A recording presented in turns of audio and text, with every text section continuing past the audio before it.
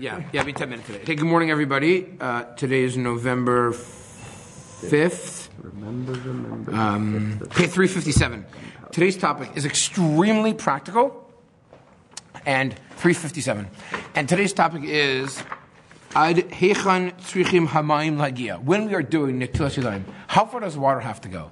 So I want to go back to the original source, which is the Gemara. Once again, we're seeing the Gemara in Chulin, these few blot, which really focus on the Nitilat Yadayim. And based on what the Gemara says, will have a tremendous impact into halacha as it should. Here we go. Says the Gemara. Tan Rabbanan, source 24. Nitilas Yadayim l'chulin. Ad perek. L'truma ad perek. Kiddush dam raglayim b'mikdash ad perek. Now, what's a perek? Okay, what is a perek? So, if you were to not look at anything, not Rashi, nothing, what would you assume? The end. What's a perek? Perek is a chapter. So, okay, no, interesting. What's a chapter? Okay, perek in modern Hebrew says a chapter. But what does it mean in Chumash and Talmudic language? A perek is it also used to be a joint. You know, where things connect. Here. So here we go. So here's our hand. And we have lots of joints. So here we go. Here's joint one. So we have joint one.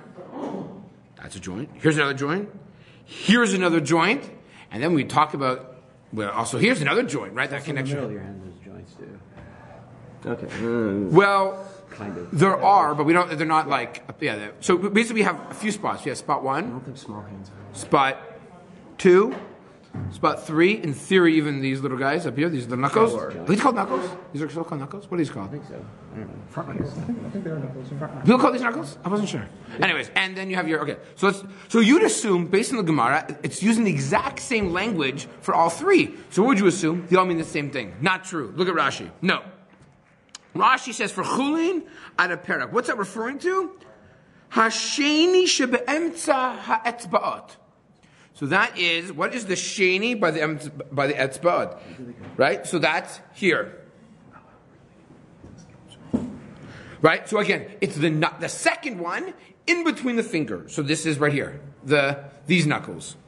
Then the Rashi goes on to say, the kevan shemisum srach truma ba'almahu. You recall what's the reason why we do Nitilat Yadayim? One, the reasons that we cause because of sracha truma. Remember this? That really we wash because of the kohanim by the truma, and we don't want to make a distinction between truma and not truma because the kohanim will get confused. Oh, and by the way, we're going to do this to all the Jewish people, not just to kohanim. Remember this? So because it's like sacha truma, it's just b'amu dayo imnatal b'mashano gia b'machal. It's sufficient just to wash your hands when it relates to what? What will touch the truma, the food. So, since the tips of my fingers are going to touch, no one eats fruit. I mean, I guess you could, right? Most people, the vast majority of the time when you're eating, it's just the tips of your fingers that are touching food. So that's all that needs to get washed. Because it's just a matter of sracha truma. The hainu rasha etzbaot, the top tips. So not the real top tips, but he's referring to the top half, of the finger. Rashi continues, however, the truma at a perek. So what is that referring to? Perek shalishi. These ones. Vehu begav hayad.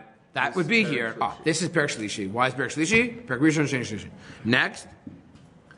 Kiddush yadayim raglayim from the kior is at a perek el yamakam achibar yad v'zroa. Okay, so we see from here that although it appeared from the Gemara that all three were really the exact same, we'll see, guys, that all three were really the exact same is actually not true. That each time that you go from terms of level of seriousness, we're going to have a higher demand of the amount of water. So we go bam, bam, bam. Okay? What's the halacha l'maisa? So we see here it's a machlokas rishonim.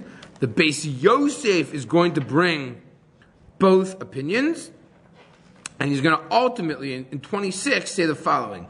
Shir netilas yadayim kol hayad ad kanesh ozra. He says, really, the MS is when you wash until Yadayim, you should wash all the way until the end of the hand. Because the truth is, the Gemara, and I realize I forgot the last part, the last line of the Gemara in 24 is Rabbi Yeshua ben Levi, and what is he saying? Ad kan ben lechulim ben lechuma lechumra. Meaning, the Gemara concludes that we're machmir, and we actually wash everything the exact same way. Right? So, we don't hold by the opinion that I read before of Tanakama, of Tan Rabbanan, but Yeshua ben Levi chimes in at the end and says, really, we should use the water for one's entire wrist. Doesn't matter if it's for for anything. We always wash our entire hand. And in fact, he says what in the Shulchan Aruch?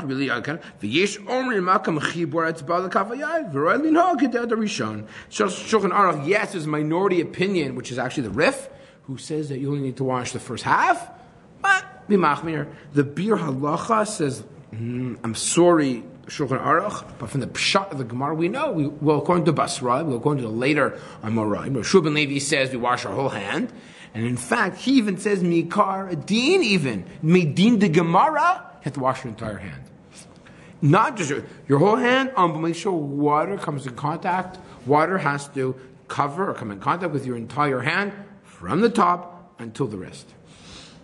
What he does say in the Bir Halacha at the end, he says, listen, if you're traveling, you don't have enough water, b'diavad, you can definitely do the first half of your fingers, but there's no question the lechatchila person needs to wash their entire hands. And that is exactly what he says. If you take a look in 27, the last line there, V'shamati miktzat hamon nimshachin acharei adin zeh, mezalzelin shalolito yadayim ki imad makom chibor etzbaot, v'yadati that is a problem. The mezalzel b'netilas yadayim if all they do is wash the first part of their hand. However, so a person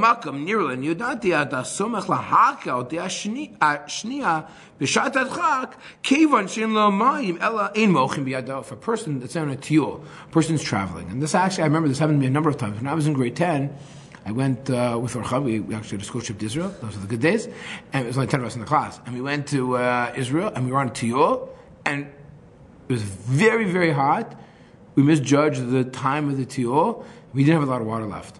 And that was when we said, okay, we're going to wash the time for the bread, and we're going to just use the minimum amount of water that we need.